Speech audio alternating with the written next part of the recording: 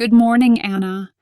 Today, we're going to focus on how to give advice and make suggestions using modal verbs like should, must, and could. How are you feeling about modals so far? Good morning, teacher. I've been feeling a bit confused. I tend to mix them up, especially when I'm trying to give advice. Sometimes I'm not sure which one to use or how strong the advice should be. I hope today's lesson will clear things up. Don't worry, Anna. We'll break it all down. Let's start with should. We use should to give advice or make recommendations. It's a bit softer than must. Can you think of a situation where you would use should? I think if someone is always tired, I'd say, you should sleep more. Does that sound right? Yes, exactly. That's a great example. Should is for advice that isn't too strong. It's more like a suggestion. What about if your friend isn't drinking enough water? How would you advise them? Oh, I'd probably say, you should drink more water every day to stay healthy. Is that a good example? Absolutely. That's exactly how you use should when suggesting something that's good for someone but not urgent. Now, let's compare it with must. Must is stronger and used when something is necessary or urgent. Can you think of an example for that? If someone is really sick and refuses to go to the doctor, I'd say, you must see a doctor immediately. Is that how you use must? Yes, that's a perfect example of must. It's for serious situations where action is required. Now, how about trying to use both should and must in the same advice? Let's see. You should exercise regularly, but you must stop smoking.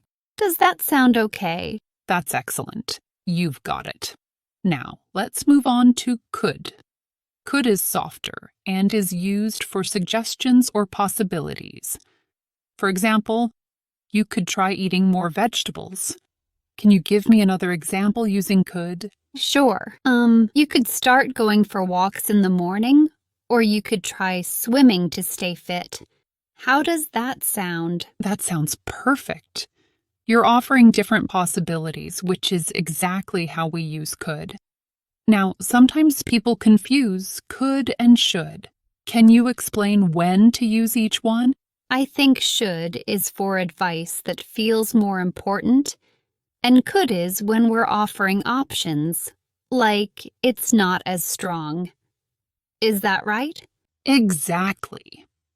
Should is stronger because it's advice we think someone ought to follow, while could offers choices or possibilities. Let's practice a bit more. Imagine your friend is feeling stressed out. How would you advise them using all three?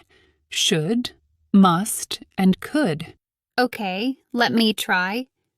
You should take breaks throughout the day. You must stop staying up so late.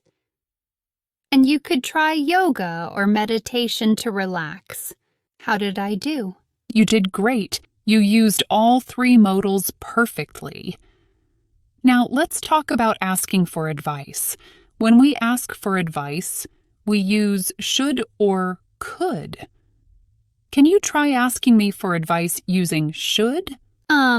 Should I start going to the gym more often? Is that the right way to ask for advice? Yes, that's exactly right. You used should to ask for advice. Now, what if you wanted to ask for options? How would you ask for suggestions using could? Could I try different types of exercises to see which one I like best? Is that correct? Absolutely. That's the perfect way to ask for suggestions using could. You're really getting the hang of this, Anna. Let's add a little challenge now. Do you know what the phrasal verb cut down on means? I'm not entirely sure. Does it mean to stop doing something? Close. Cut down on means to reduce something, not stop it completely. For example, you should cut down on sugar. Can you try using it in a sentence? Oh, now I understand. Um, you could cut down on snacks if you want to lose weight. Is that a good sentence? That's perfect. You used it exactly right. Now let's try another phrasal verb. Give up.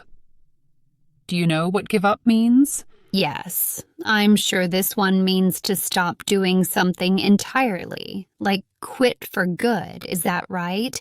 Exactly. For example, you must give up smoking to improve your health. Can you try making a sentence using give up? Sure. You should give up eating fast food if you want to stay healthy. Does that sound okay? Perfect. You're doing great with these phrasal verbs. Now let's talk about you'd better. Do you know when to use that one?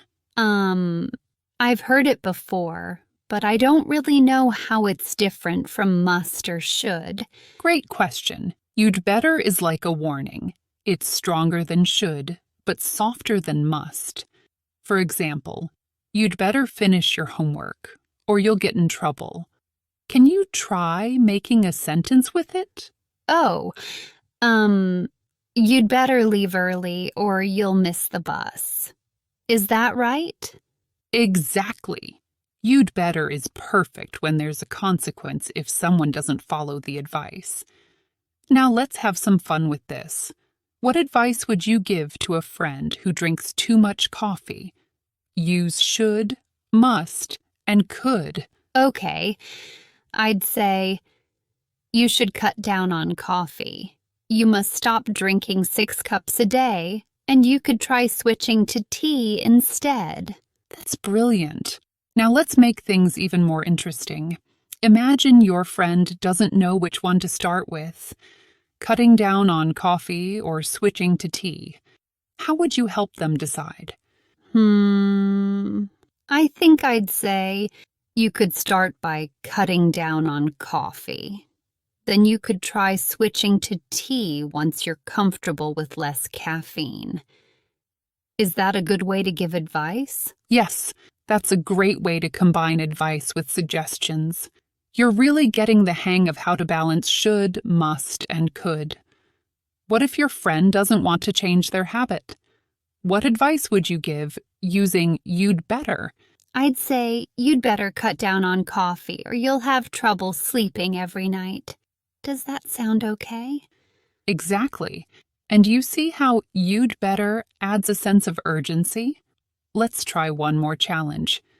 If you were talking to someone who's planning to go on a diet but doesn't know where to start, how would you guide them using should, must, and could? Oh, I'd say you should talk to a nutritionist first. You must stick to the diet if you want results. And you could start with small changes like eating more vegetables and fewer snacks. How does that sound? That's excellent advice. You used all 3 modals effectively. Now that you've practiced using should, must, and could in different contexts, how do you feel about giving advice? I feel much better. I think I can give advice more confidently now. I really like how should is for general advice, must is for serious situations, and could is for options. And you'd better is a great way to give a warning. You're exactly right. Keep practicing these modals in your daily conversations. They'll become second nature soon. We'll review them again next week and maybe add a few more phrasal verbs. Sound good? Yes, that sounds great. I'll practice with my friends and try to use the phrasal verbs we learned today, too. See you next time, teacher. If you enjoyed this video and found it helpful, make sure you don't miss our next video. We have an exciting and engaging topic lined up to help you practice your listening skills. Click here to watch it and keep improving your English.